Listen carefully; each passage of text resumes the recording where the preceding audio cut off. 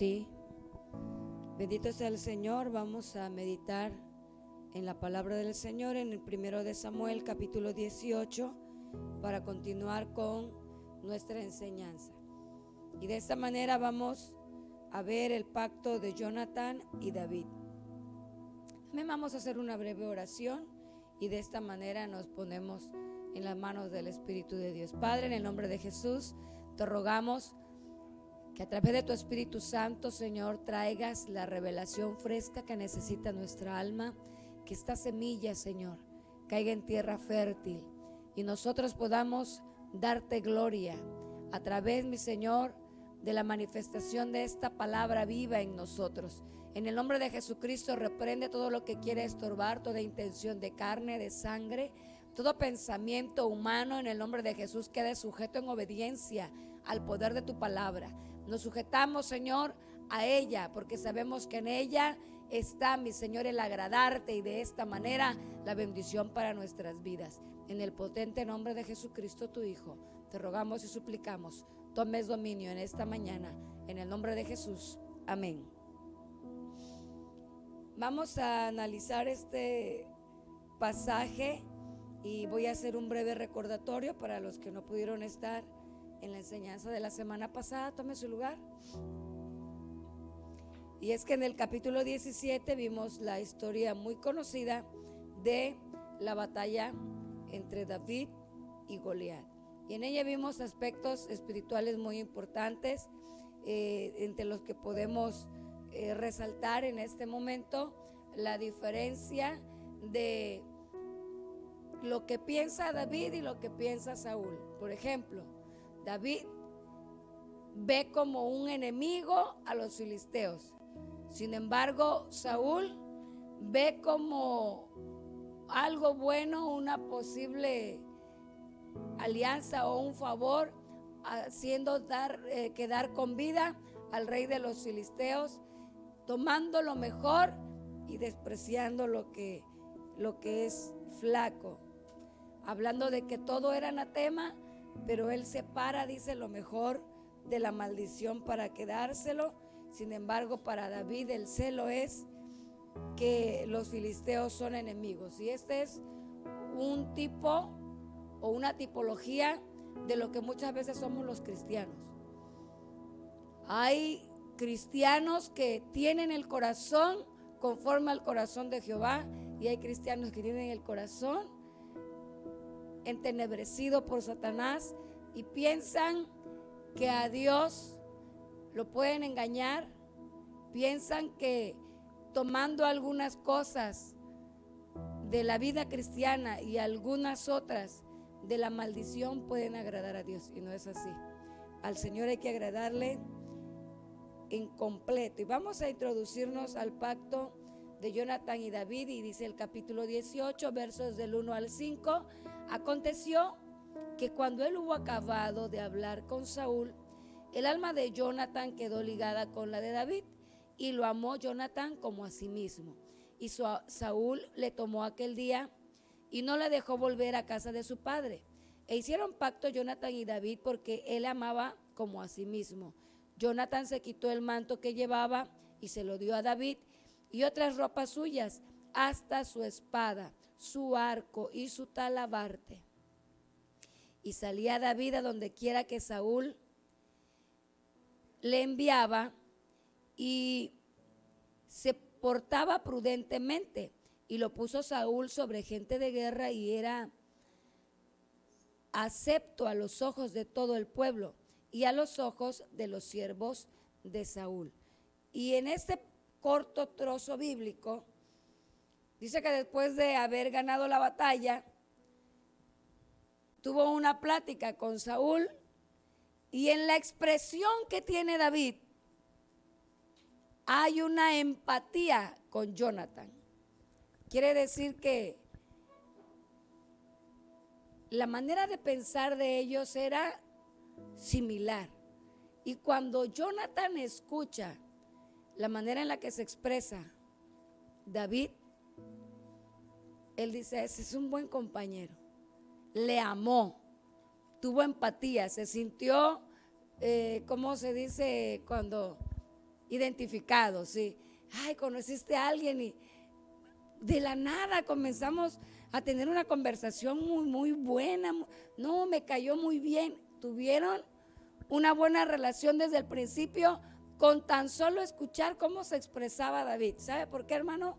Porque el corazón de Jonathan era similar. Las inclinaciones de Jonathan eran similares a las que tenía David. ¿Qué dijo Jonathan cuando vio que los filisteos se levantaban contra Israel y habían puesto sitio en los lugares empedrados donde era difícil salir a la batalla? ¿Qué dijo Jonathan a su escudero? Vamos, subamos, veamos cómo están nuestros enemigos, porque para Jehová no es difícil entregar la batalla con muchos o con pocos. El pensamiento de Jonathan era que Jehová peleaba por su pueblo, que era Jehová el poderoso en la batalla, y se dio cuenta que David tenía el mismo pensamiento. A David no le importaba que el ejército de Israel se acobardara, fuera cobarde, no. Lo que le importaba a David era que el incircunciso, que el filisteo se levantaba a ofender al Dios de los escuadrones de Israel. Su celo era netamente por Dios. Y vemos un intercambio con las ropas de Jonathan. Y en esto consiste el pacto. Dice el versículo 2 que Saúl ya no dejó que David regresara, sino que ya le incluía entre la gente de guerra. Anteriormente, aunque se decía pues por los siervos de Saúl, mira, este joven que conocemos, hijo de Isaí, que toca muy bien el arpa, es hombre de guerra. Le hemos visto que es hombre de guerra. Y no era que él hubiese salido a pelear ya a la batalla, pues los que estaban en el campamento, acuérdense, eran sus 3 hermanos mayores, pero no David. ¿Pero por qué se decía que era hombre de guerra? Porque su temperamento lo hacía destacar como hombre fiero. Aunque él estaba en el rebaño cuidando ovejas, los siervos contaban seguramente de que David no dejaba que le quitaran ninguna oveja, él las defendía. Era hombre, por eso reconocido como hombre de guerra. Mas ahora llega el momento en que no le deja regresar Saúl, sino que entiende que el favor de Dios está con él. ¿Y qué sucede? Pues quiere que la gente que tiene el favor de Dios esté con él, esté en la guerra, esté en donde él necesita. Entonces dice el versículo 3, hicieron pacto, porque le amaba a Jonathan como a sí mismo. Y Jonathan se quitó el manto que llevaba y se lo dio a David. Se quitó también otras ropas, dice, hasta su espada, su arco, su talabarte. Amados hermanos, y es que la tipología o las figuras que se presentan aquí,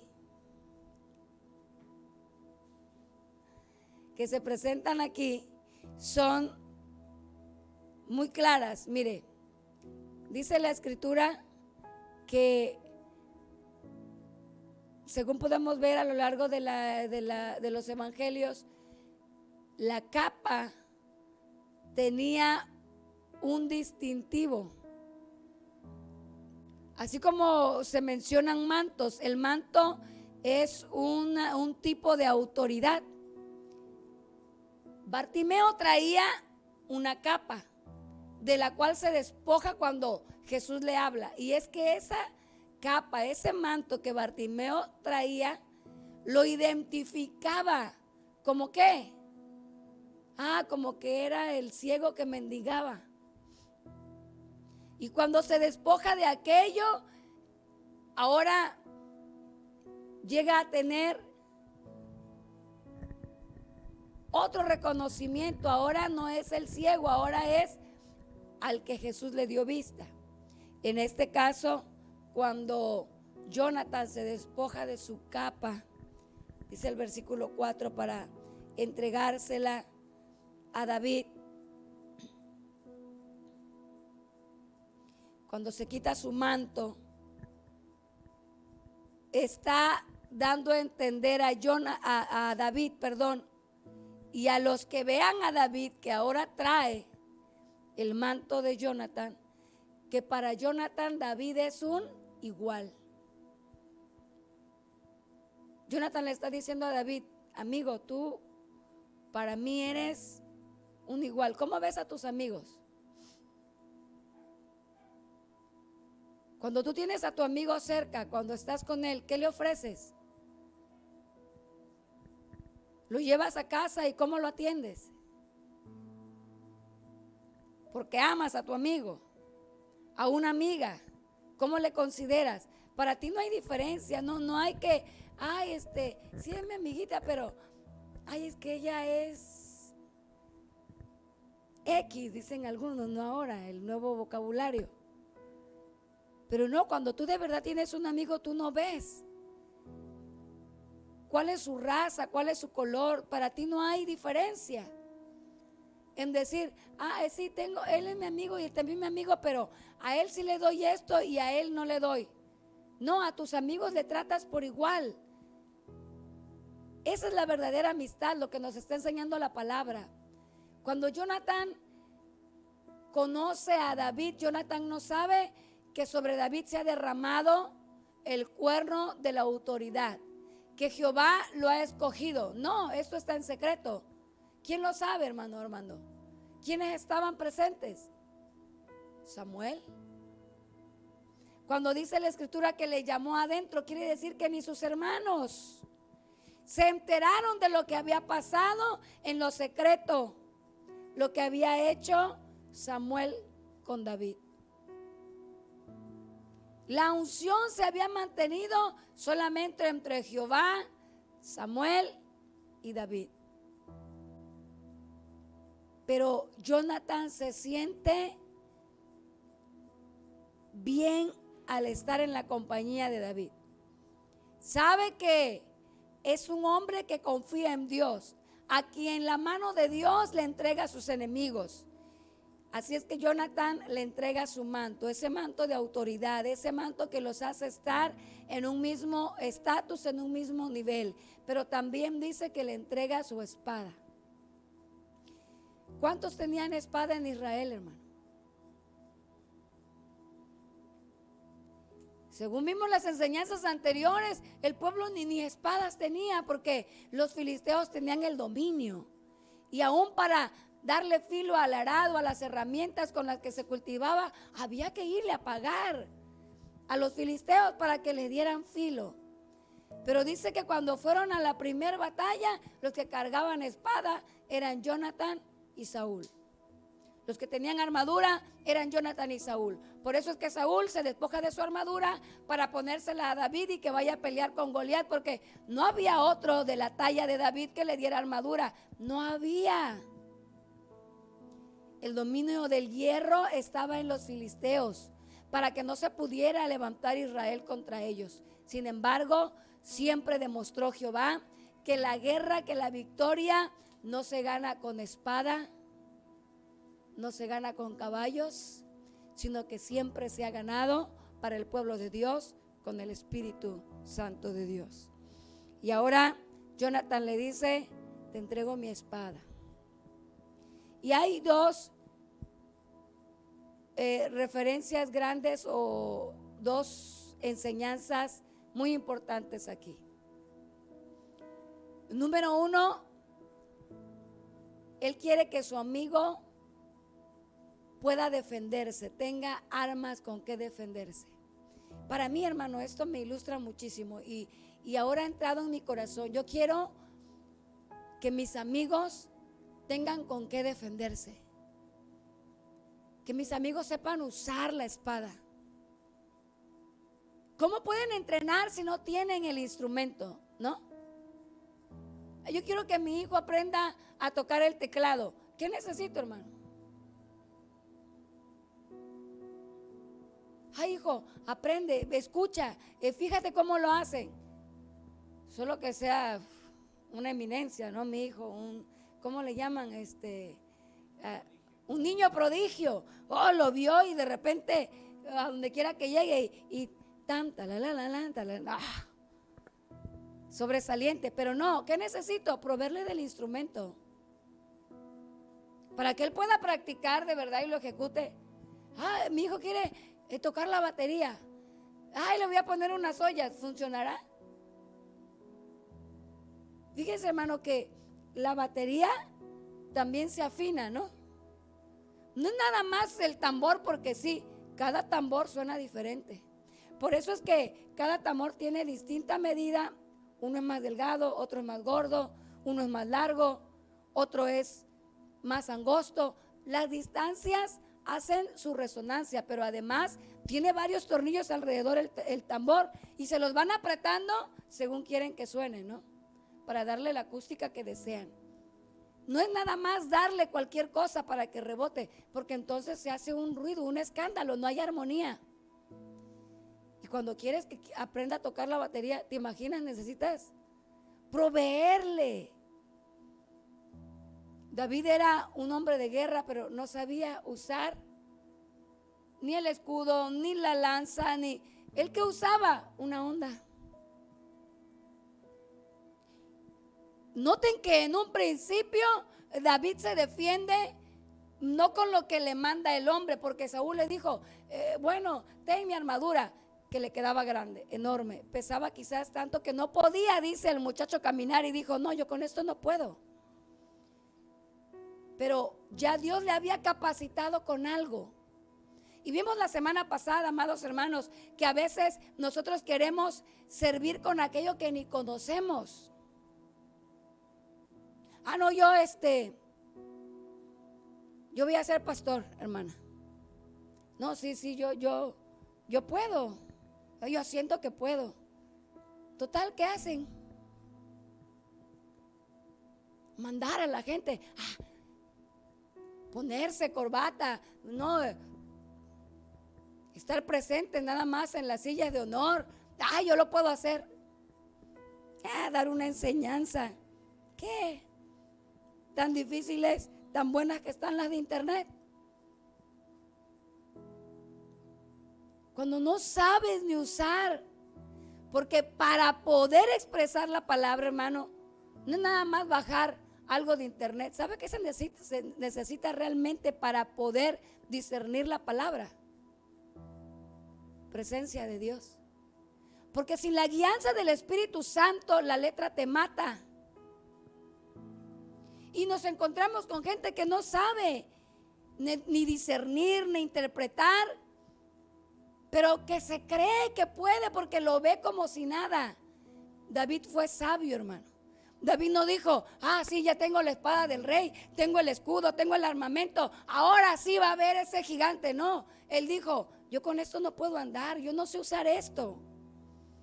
Nunca lo he practicado.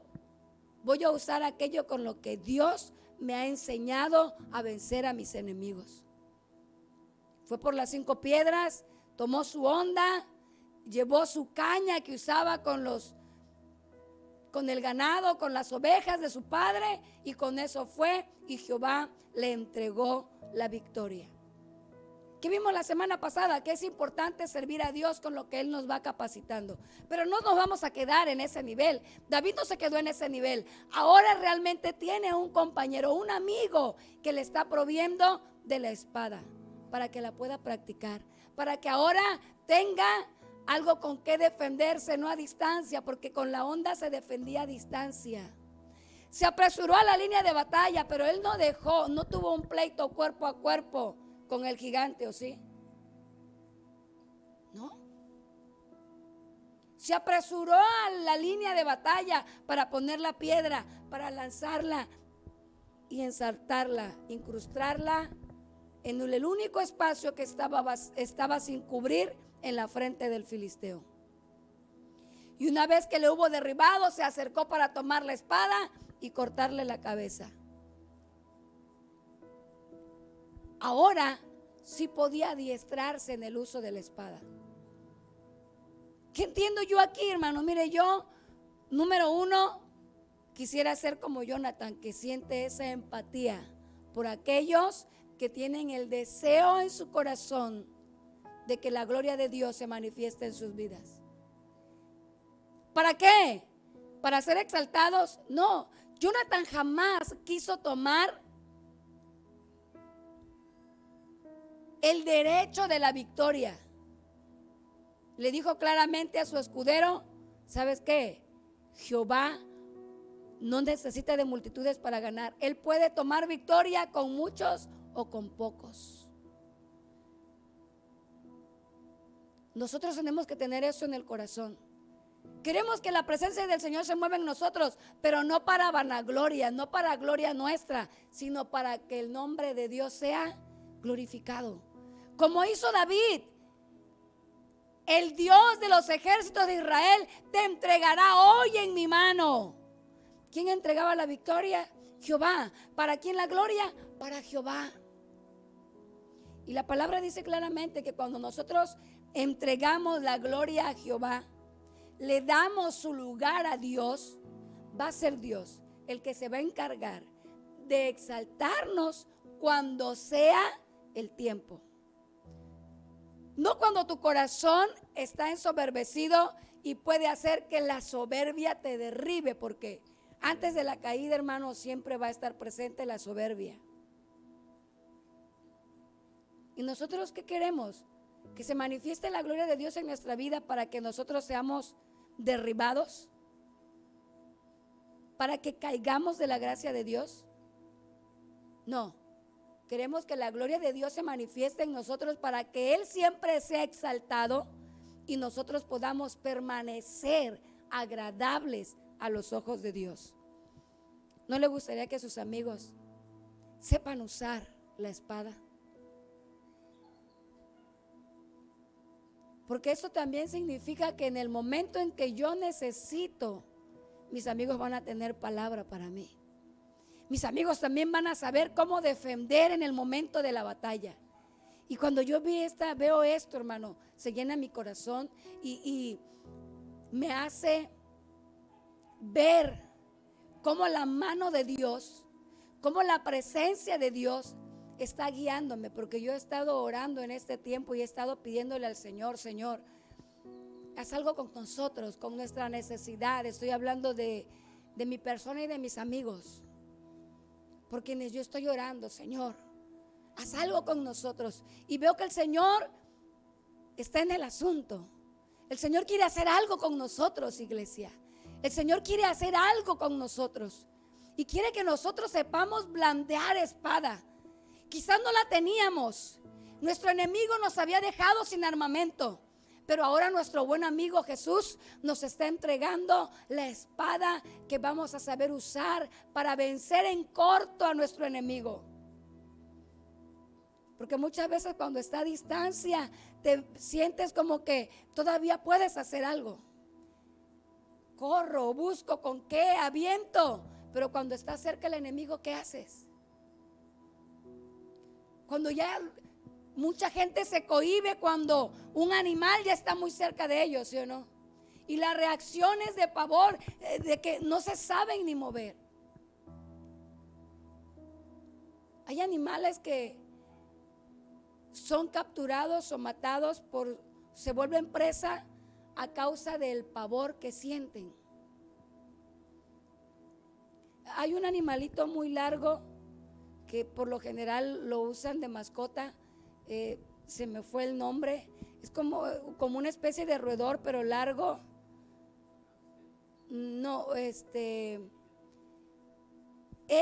animal acostumbra a comer conejos y son casi del mismo tamaño el conejo y él, pero según el documental que vi, el hurón, este animalito emite un chillido que el conejo reconoce y el conejo empieza a tener miedo. Cuando ya lo siente muy cerca, no trata de oír, sino que se atemoriza tanto que se queda frustrado ahí, ¿cómo se dice? Pasmado. Y viene este animal y se lo comienza a comer desde la nuca.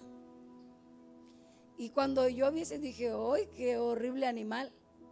Pero ¿sabe en realidad qué es lo que hace que el otro muera? El pánico, el miedo. O sea, las liebres, los conejos son muy rápidos, podrían escapar, pero no se dan a la tarea ni siquiera de escapar. Porque por lo general las aves atrapan a los conejos desde arriba, pero cuando el conejo va saltando, va corriendo y con la velocidad del águila lo atrapa en el suelo. Pero en esta ocasión, cuando vi ese documental, me dejó sorprendida. Y yo entiendo algunas cosas que el Señor permite que nosotros veamos son para darnos luz. Estoy tan desprovista de una defensa que cuando siento al enemigo cerca no sé cómo reaccionar. ¿Por qué? Porque no sé usar las armas de la milicia que el Señor me ha entregado. Pero cuando yo lo sé usar, cuando yo sé para qué es la espada, entonces cuando yo tengo cerca a mi enemigo, ¿qué voy a hacer? Usar la espada que tengo para defenderme. Utilizar el escudo.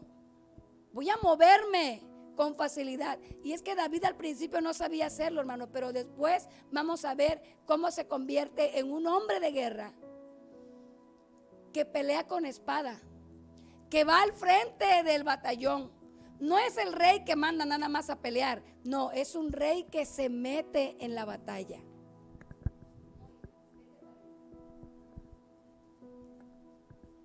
También dice que entrega su arco. Y es que un verdadero amigo, hermano.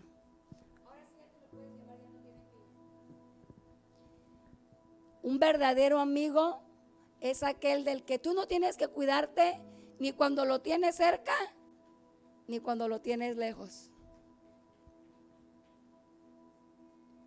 Yo hago pacto contigo, dijo Jonathan. Tú de mí no te tienes que cuidar de cerca. Hay por ahí una frase que dice, no hombre, con amigos como estos, ¿para qué quiero enemigos? Si mis propios amigos me acaban. Y cualquier cosa y mis amigos son los que hacen banquete, ¿no? Un verdadero amigo te cuida de cerca, pero ¿sabes qué? También de lejos. El arco se usa a distancia, hermano.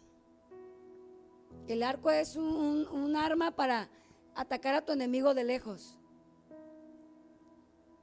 Jonathan le estaba diciendo, ni a distancia, David, te tienes que cuidar de mí. Yo no te voy a dar por la espalda. Y vamos a ver en el capítulo 19 cómo es Jonathan el gran defensor de David.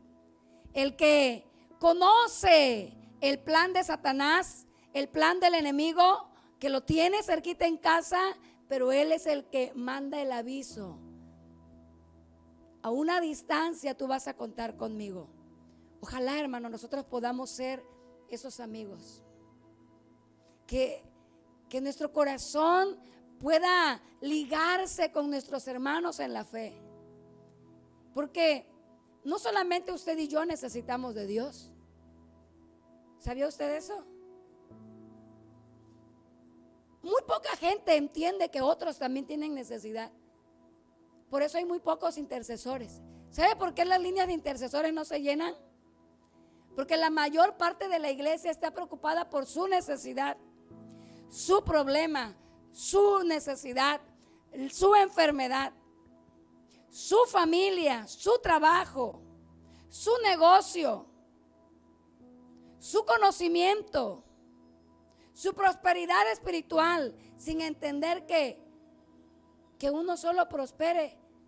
¿Qué provecho tiene? Por eso dijo el apóstol Pablo, sí, cada quien profetiza, cada quien habla por su lado. No es así, se tiene que hacer en orden.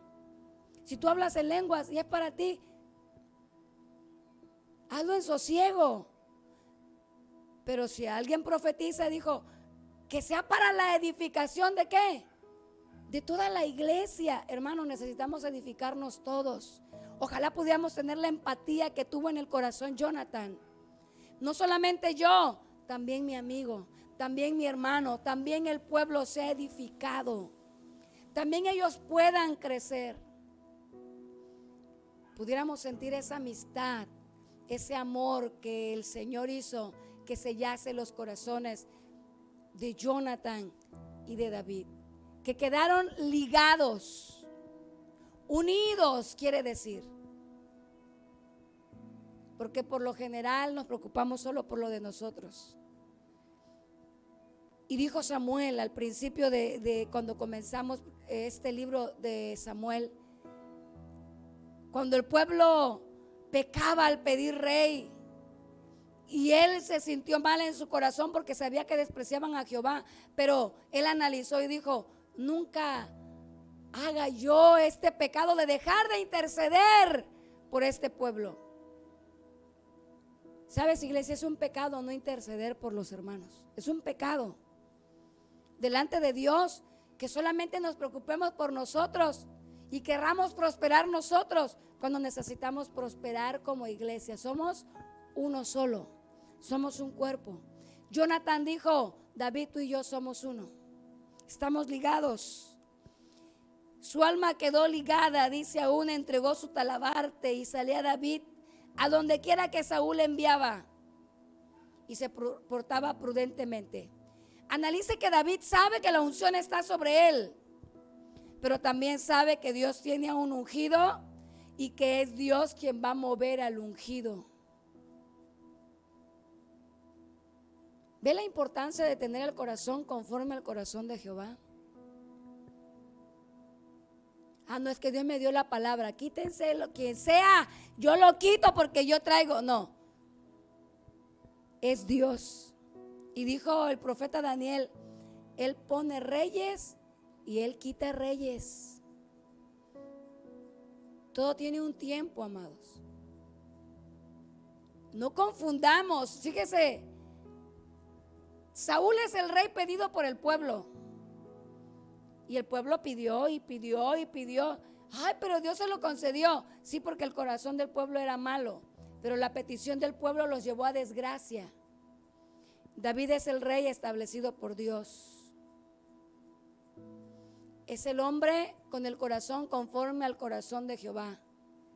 ¿Hay diferencia? Sí, porque aunque David sabe que la unción está sobre él, que es el elegido de Jehová, que Samuel sabe que él es el hombre que Dios ha escogido, David no es un hombre que se pone a sí mismo, sino que espera el reconocimiento de Jehová. Y el pueblo comenzó a reconocerle. Dice en el pasaje anterior que cantaban las mujeres y decían: Saúl mató sus miles, pero David a sus 10,000. Y quizás les faltó tacto, ¿no? No pensaron en que el rey se iba a sentir mal. Pero también venía de parte de Dios. Era un reconocimiento de parte de Dios. Porque la victoria David se la entregó por completo a Jehová. Y ahora Jehová le reconocía entre el pueblo. El pueblo comenzaba a reconocer al hombre que Dios había escogido para estar por príncipe sobre su pueblo. 6. Y aconteció que cuando volvían ellos, cuando David volvía de matar al filisteo, salieron las mujeres de todas las ciudades de Israel cantando y danzando para recibir al rey Saúl con panderos, con cánticos de alegría y con instrumentos de música. Hasta ahí todo iba bien porque venían a recibir a Saúl. Y esto pues le daba alegría a Saúl porque él siempre quiso la fama, él siempre quiso el reconocimiento. Cantaban las mujeres que danzaban y decían: Saúl hirió a sus 1,000 y David a sus 10,000.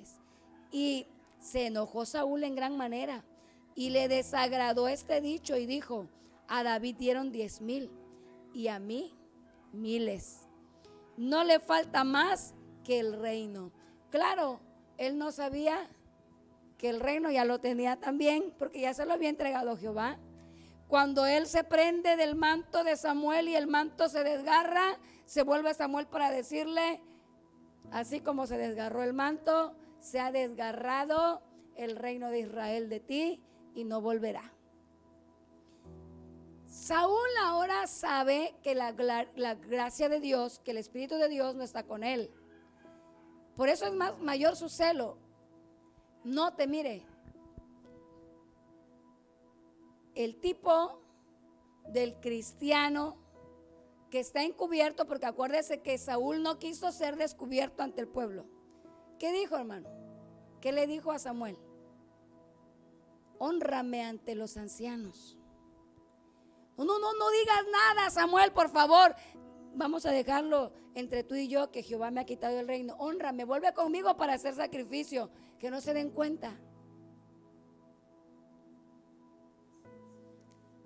Hermano, créame, habría sido mejor, porque lo vamos a ver más adelante. Jehová se hubiera agradado de un verdadero arrepentimiento. Si este hombre se hubiese arrepentido como se arrepintió tantas veces David, el reino no hubiera sido quizás traspasado. Pero él se volvió empedernido en su manera errada de pensar. ¿Qué le dijo Jehová a través de Samuel?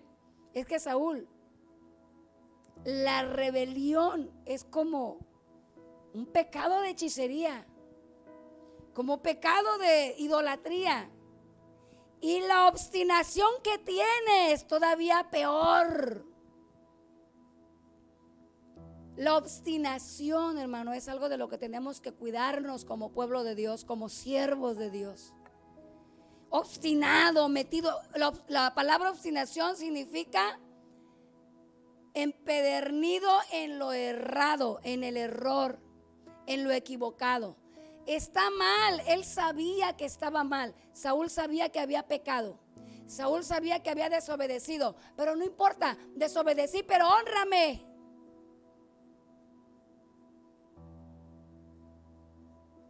Y en el saber que él está desechado por parte de Jehová, porque él está mal, porque está errado, porque ha actuado de una manera incorrecta. Por eso dice, solo le falta el reino. Él no sabía, pero usted y yo sabemos que el reino ya había sido entregado por Dios a David. Continuamos. Y desde aquel día Saúl no miró con buenos ojos a David, aunque antes era el consentido porque le tocaba música y lo tranquilizaba, pero ahora lo miraba con malos ojos. Anteriormente mató al gigante y ya nos quitamos de encima a los filisteos, que se quede conmigo. Pero ahora, ¿por qué? Porque dice, con esa está la mano de Jehová, ya nada más falta que se siente en mi silla, que se ponga mi corona. Y dice el verso 10, y aconteció al otro día que un espíritu malo de parte de Dios tomó a Saúl y desvariaba en medio de la casa. David tocaba con su mano como los otros días, y tenía Saúl la lanza en la mano.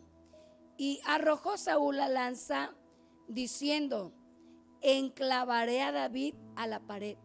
Pero David lo evadió 2 veces. Mas Saúl estaba temeroso de David, por cuanto Jehová estaba con él, y se había apartado de Saúl. ¿Quién se había apartado de Saúl? Dios. David sabía que mientras él ministraba, en la versión antigua dice que mientras David tañía, o sea, tañedor no solamente se refiere al que golpea tambores, sino al que ministra, al que toca un instrumento. Mientras el tañedor, mientras él tocaba, el espíritu malo de parte de Jehová, este desvariar, esta locura que estaba en Saúl, era un juicio de parte de Dios. Veíamos la semana pasada que no todos los ancianos son de honra. ¿Recuerdan? Porque hay ancianos que enloquecen, que desvarían, porque fueron obstinados. Porque en su obstinación pierden la presencia de Dios y el juicio de Dios viene en locura. Así se podría describir a Saúl. Saúl enloqueció. Pero como bien le dijeron sus siervos, era un juicio de parte de Dios. Oye, llámate a uno que ministre para que el espíritu malo se vaya. Porque lo que tiene Saúl es un juicio de parte de Dios. Pero ahora, como mira con malos ojos a David, dice que tiene la lanza en la mano. Hay otra versión que dice que blandió la lanza. Y blandear es como maniobrearla, porque la espada se blandea, o sea, la espada se mueve, se maniobrea. Así es que podríamos interpretar que blandeó, le hizo como una finta, vamos a decir, o estaba cerca y pensó, lo enclavaré en la pared. Pero David, que tenía el Espíritu de Dios, no estaba concentrado así en la música, creo yo, sino que guiado por el Espíritu de Dios. Y es que mire, cuando se ora por algún endemoniado, hermano, es un error cerrar los ojos para ministrarlo. Cuando se ora por alguien que tiene espíritus inmundos, uno tiene que estar atento. Y David tenía la guianza del Espíritu de Dios. Eso para él era obvio. Él era un hombre entendido de guerra. Nosotros tenemos que ser entendidos en cuanto a la guerra espiritual, porque nuestra lucha no es contra carne ni sangre. Y ahí está ministrando David cuando ve que Saúl anda con la mirada así media pesada y con la lanza en la mano, y en 2 ocasiones quiere dejarlo pegado a la pared, clavado en la lanza, pero David está tocando, pero guiado por el Espíritu de Dios, lo evade. Y el versículo 12 dice que a pesar de que Saúl tenía el arma en su mano, Saúl tenía ¿qué? Temor. ¿Qué es lo que hace que nuestros enemigos tengan temor? Que nosotros seamos muy buenos, muy listos, muy capaces. ¿Sabe qué es lo que hace que tu enemigo tenga temor? Que la presencia de Dios esté en ti. Que la presencia de Dios esté viva. Que la presencia de Dios se manifieste. Porque es la presencia de Dios, amados, la que siempre nos va a dar victoria. La que siempre nos va a respaldar, nos va a dar la autoridad que haga que el enemigo tenga temor. Por lo cual Saúl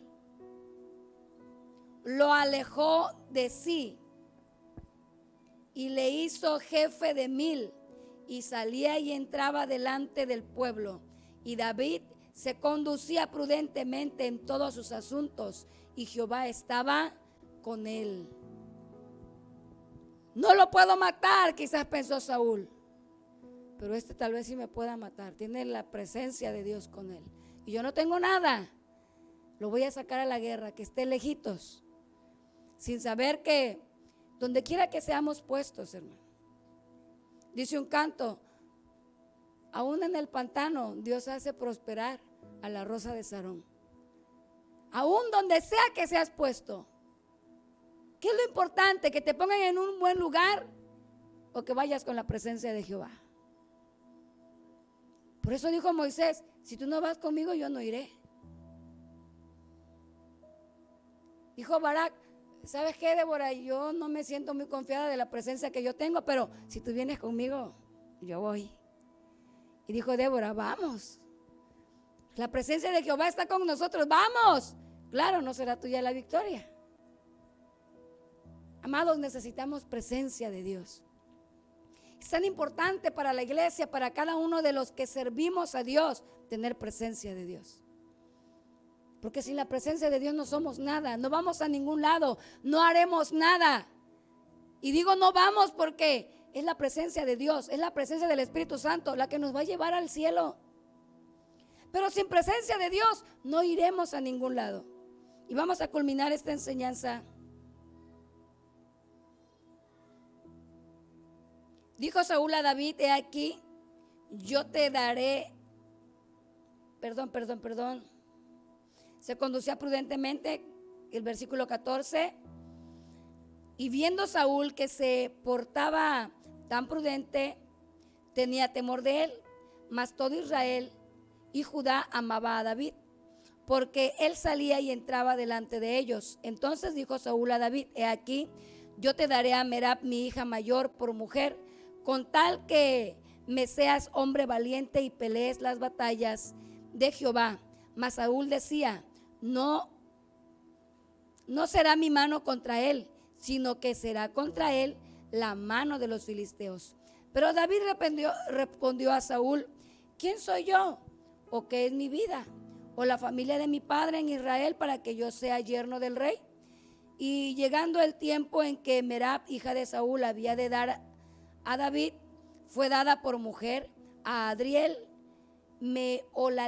Meolatita. Pero Mical, la otra hija de Saúl, amaba a David, y fue dicho a Saúl, y le pareció bien a sus ojos. Y Saúl dijo: yo se la daré para que le sea por lazo, y para que la mano de los filisteos sea contra él. Dijo pues Saúl a David por segunda vez: tú eres mi yerno hoy. Y mandó Saúl a sus siervos: hablad en secreto a David, diciéndole: he aquí el rey te ama y todos sus siervos te quieren bien. Sé pues yerno del rey. Los criados de Saúl hablaron estas palabras a los oídos de David, y David dijo: ¿os parece a vosotros que es poco ser yerno del rey, siendo yo un hombre pobre y de ninguna estima? Y los criados de Saúl le dijeron la respuesta diciendo: tales palabras ha dicho David. Y Saúl dijo: decid así a David: el rey no desea la dote, sino 100 prepucios de filisteos, para que sea tomada venganza de los enemigos del rey. Pero Saúl pensaba hacer caer a David en manos de los filisteos. Cuando sus siervos declararon a David estas palabras, pareció bien a la cosa a los ojos de David para ser yerno del rey. Y antes que el plazo se cumpliese, se levantó David y se fue con su gente y mató 200 hombres de los filisteos. Y trajo David los prepucios de ellos y los entregó todos al rey, a fin de hacerse yerno del rey.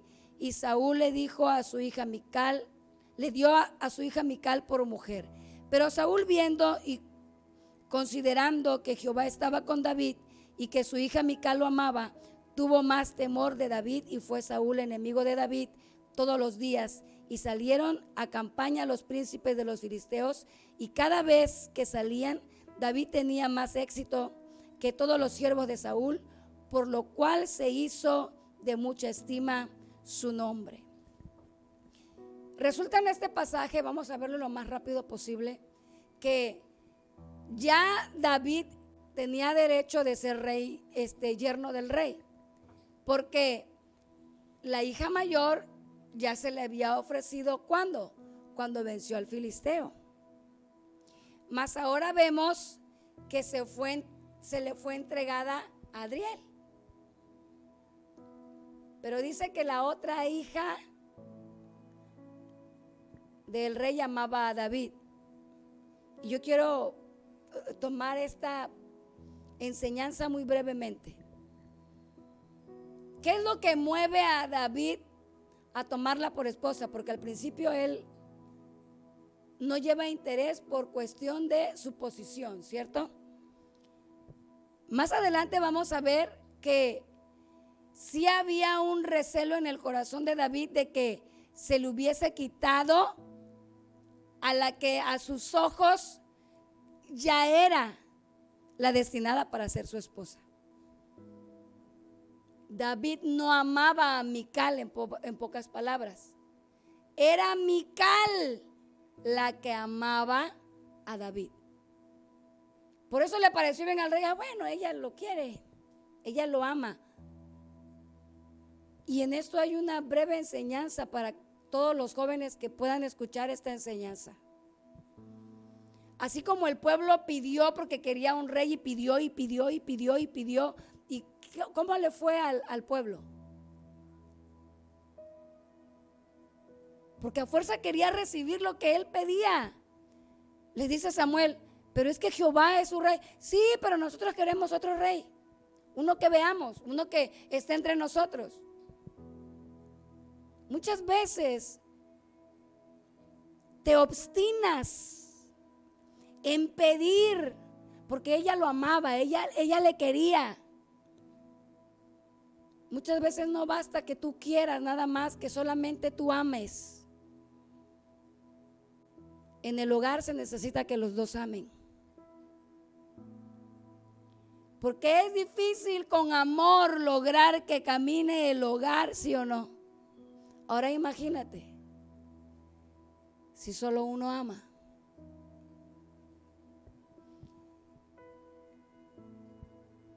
No hay necesidad de dote. Fíjate que hay un celo en el corazón del rey David, porque David no consentía en recibirla.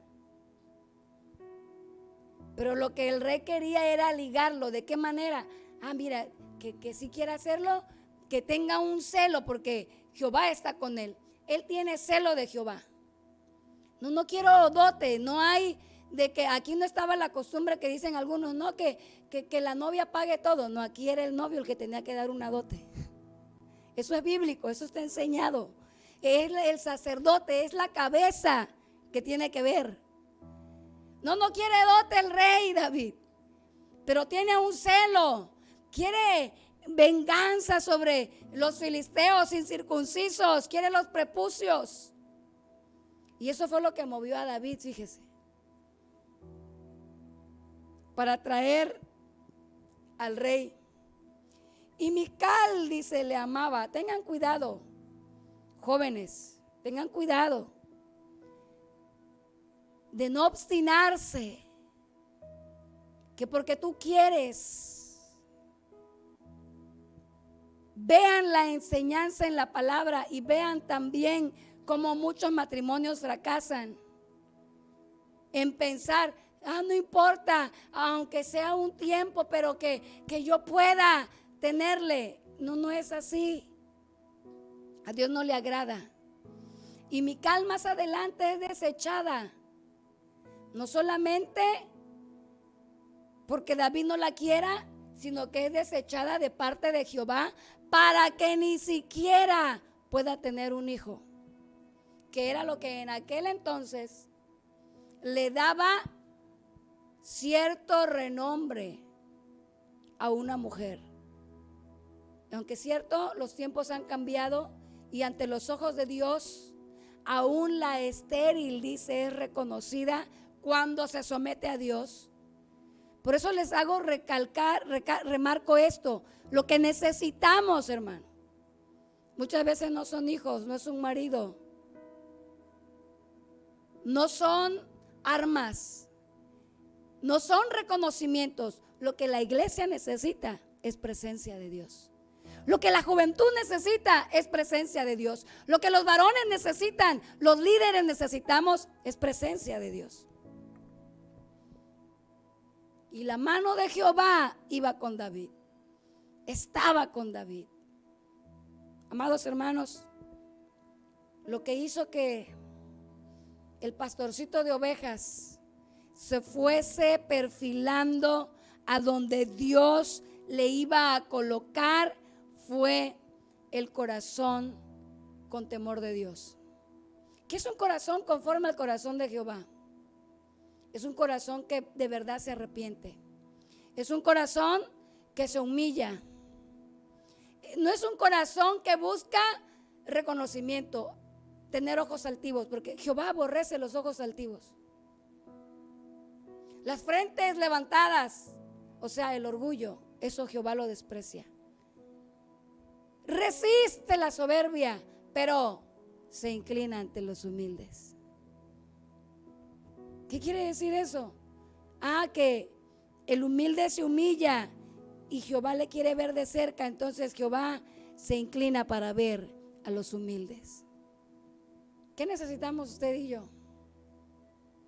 ¿Cómo se obtiene presencia de Dios?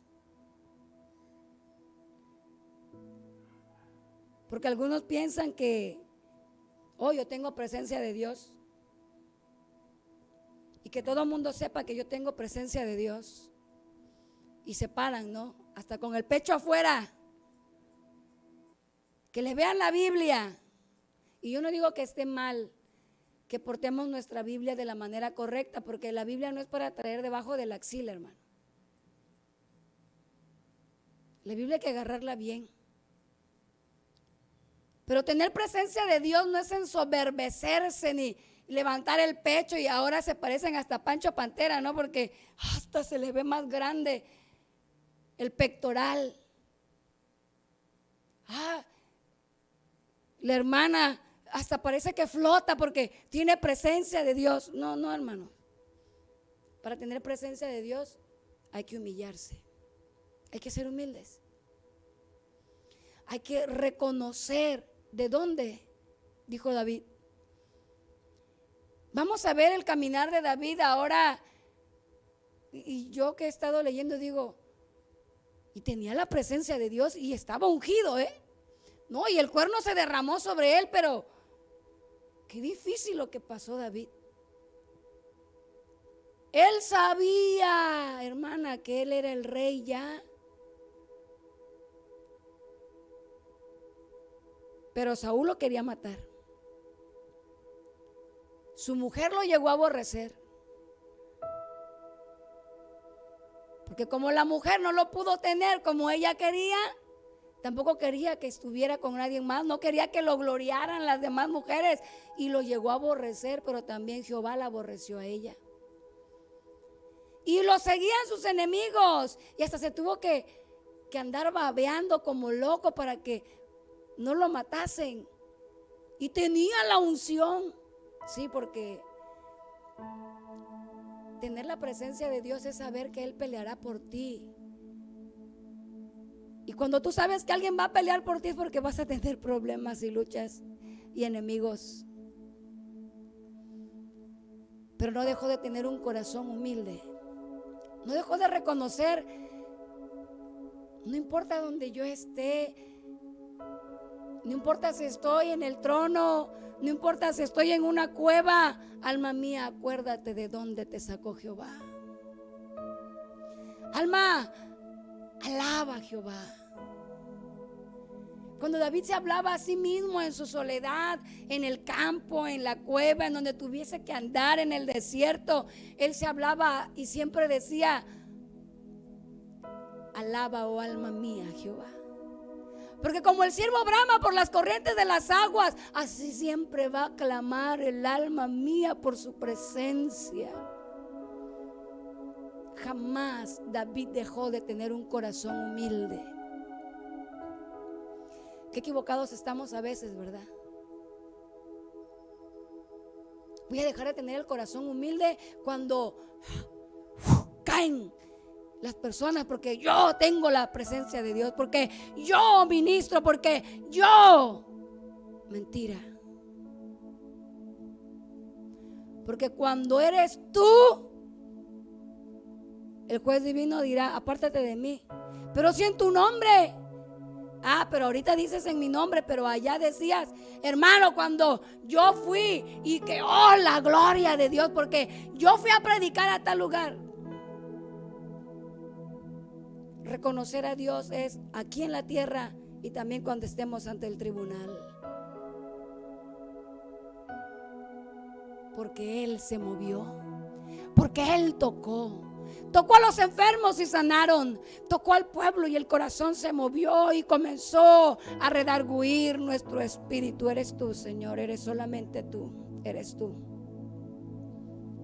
Y cuando tú te mueves, Señor, cuando tú tocas, mi corazón se llena. Mi espíritu reconoce, eres tú. Nadie más, Señor, eres tú. Ayúdanos. Líbranos de obstinación, Señor.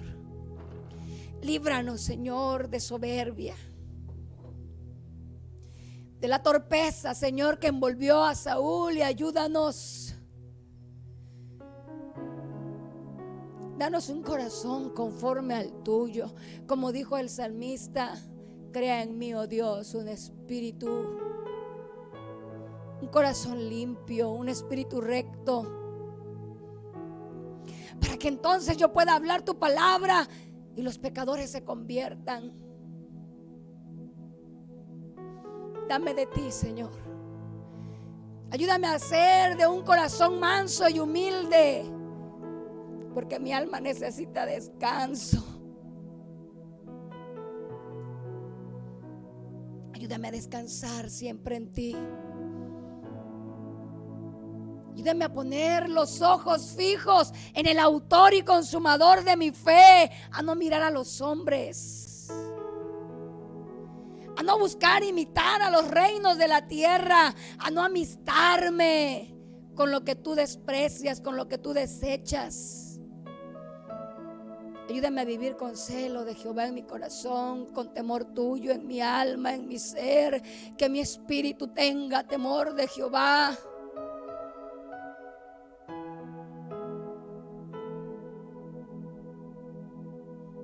Ayúdame a amar a mis hermanos como a mí mismo. Muchos han empobrecido ese pasaje.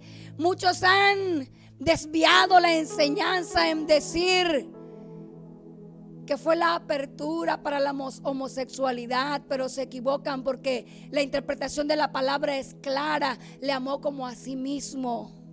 No quiso ningún mal para su compañero. No quiso que estuviera desarmado, quiso que tuviera lo mismo que él había alcanzado al estar en la casa de la realeza, sin saber que ya Dios había sellado la realeza de su amigo.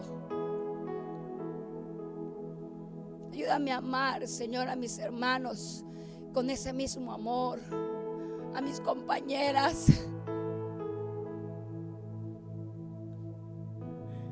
aquellos ministros que también padecen como yo y se afligen en su alma, que atraviesan necesidades quizás por las mismas que yo estoy pasando. Ayúdame a abrir mis ojos para ver a distancia y para ver a lo cercano, a no pensar solamente en mí. Haz lo que tú quieres en nosotros, Señor.